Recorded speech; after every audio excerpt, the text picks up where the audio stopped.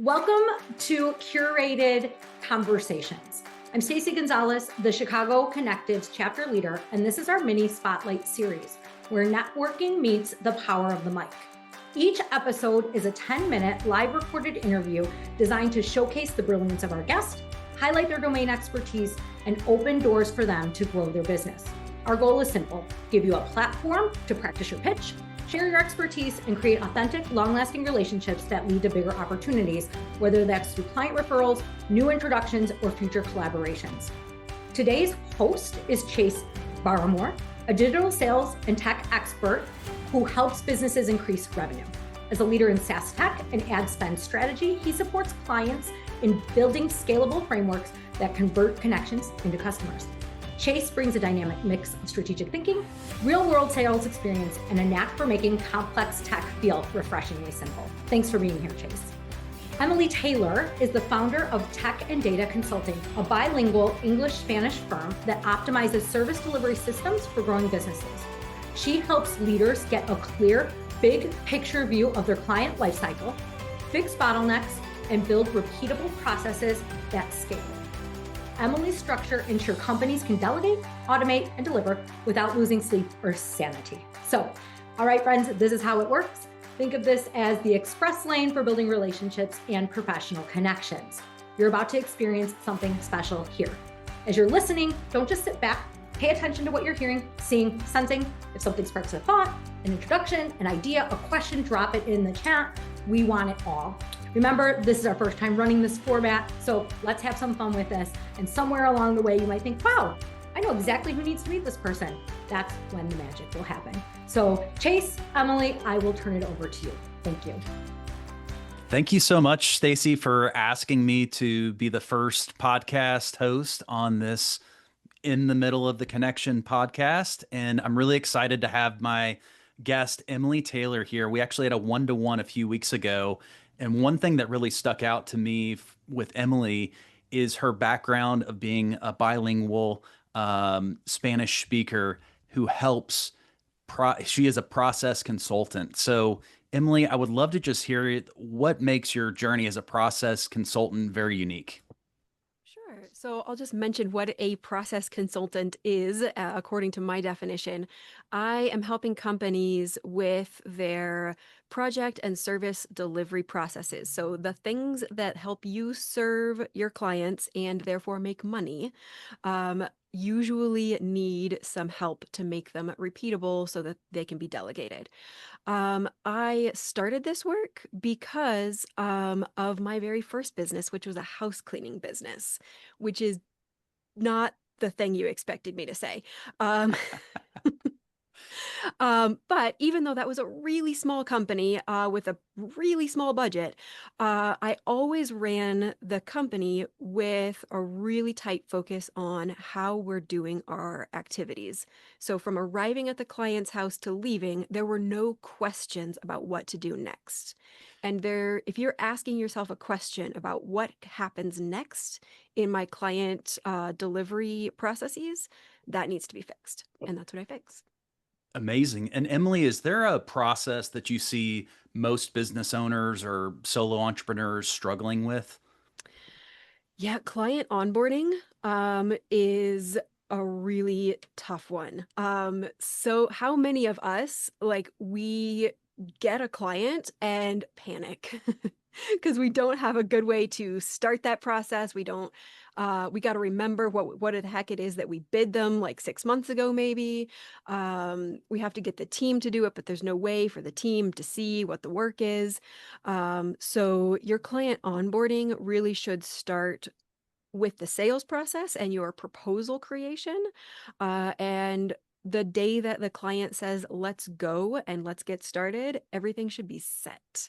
And you just need to flip a switch and everybody has all the information they need.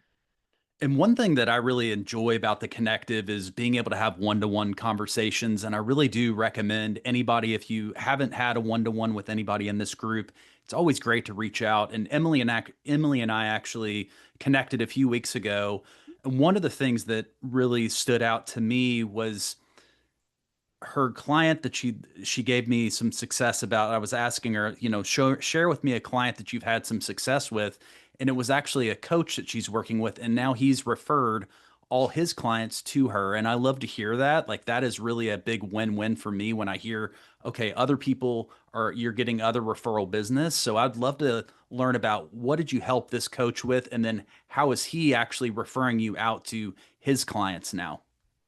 Yeah, so this business coach has been my primary referral prior to the Connective, my primary referrer.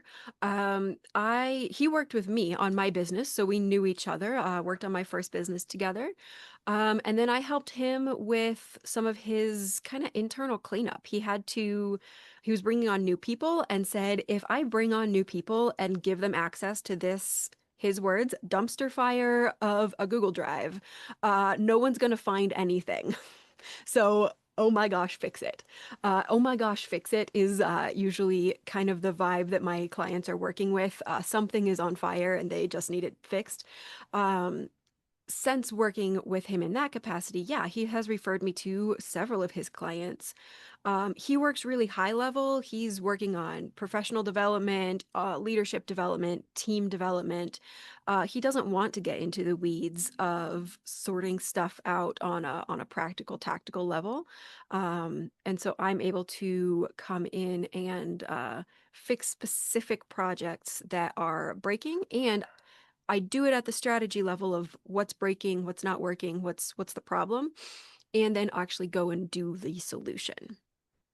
Amazing. And do you work on a retainer base, or is it per project base? And then talk to us about how you would step into a new client engagement, or what would be a good referral that maybe we should be hearing about. Yeah, so typically these kind of repair projects, there's a process that's broken, it's putting client delivery at risk. Um, Starts as a project basis. So we define a scope of work, we define specific outcomes and an approximate length of time that that's going to take. So that becomes a flat rate project, and then as we get close to finishing that, then we can talk about either establishing a new project, or what usually happens is the owner says, do not leave. There's like 10 other things. So then it converts into a retainer. We decide on how much that retainer is depending on how fast they need stuff fixed. And then we just keep working on a monthly basis.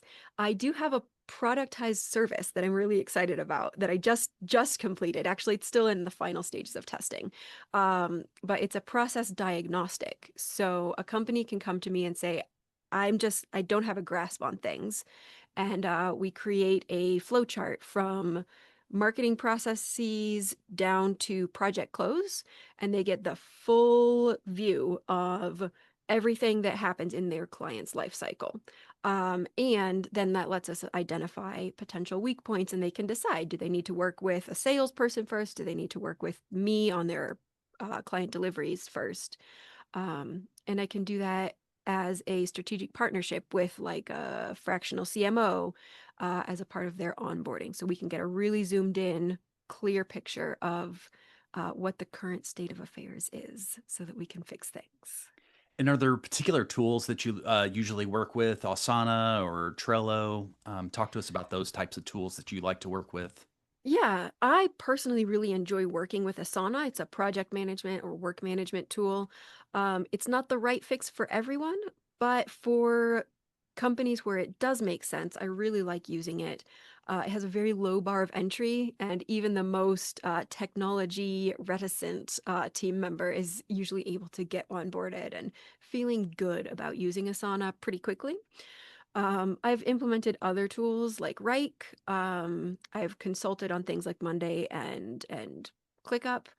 Have also joined a client's team as a client side super user for Uninet, which is a GovCon ERP. So I joined their team to take all of the learning and data crunching off of the owner's plate during that process. Amazing. And what is one insight or trend that you're seeing that you would share with business leaders right now that they should keep an eye on? I think an insight, it's maybe not a trend. I think it's always true, is that templates save lives. You need templates. If you do something Love more that. than once in your business, it needs to be a template. Yeah, so this is like that reminds me of James Clear. It's like you always go down to your level of systems. It's not about, having goals. It's like having the systems in place, and that really can help save a business. Yep. Yep.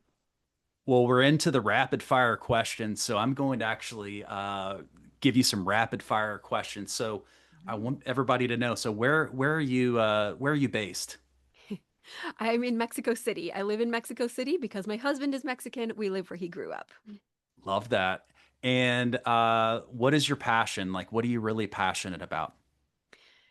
Teaching. I actually have a teaching English as a foreign language certification. I teach English on the side, and I approach all of my work as a teacher. So I love teaching.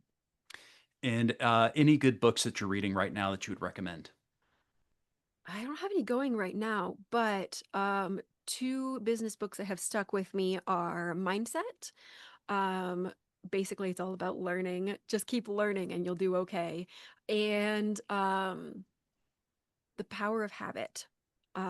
Those two Ooh. are ones that I have gone back to many times. And Emily, what is the best way for people to connect with you? And yeah, just where's the best place for us to connect with you? Yeah, if you want to know kind of more about my perspective, see my voice, find me on LinkedIn. I do also have a landing page live, techanddata.biz. It is a version 1 landing page. You might give me some grace. It is a version 1 landing page, but it does have some information about all of the ways that I can work with people and a functioning contact form. So there it is. Amazing. This has been really, really exciting to get to know you better on a more personal basis. And is there anything else you would like to share with either new Connective members or people that are just experiencing the Connective for the first time? Gosh, I think the most valuable thing about being in the Connective, I've been in about 2 months, has been that it has forced me to talk about my business a lot. And for me, I actually hadn't talked about my business this much in English. Spanish is our language at home. And so I talk to my husband a lot about my business in Spanish. But that doesn't actually necessarily always translate literally and figuratively. So this has been a super helpful experience. And I think anyone who has maybe heard me talk a couple of times over the last 2 months will probably notice that I have been iterating and evolving quickly to get to a place where I'm feeling really good about how I talk about what I do. Love it. I'm going to just end with, templates can save lives. I think Templates that's going save to be the lives. quote of the week for me. So thank you so much, Emily. And I'm going to hand it back Thanks, over to you, Chase. Stacy. Wow, what a great conversation, the two of you. Thank you so much, Chase, for keeping the conversation going, and Emily, really sharing your expertise and giving us a peek behind the curtain. You certainly have immense value that you bring. And so this has been Curated Conversations with the Chicago Connective, where relationships turn into results. See you in the next.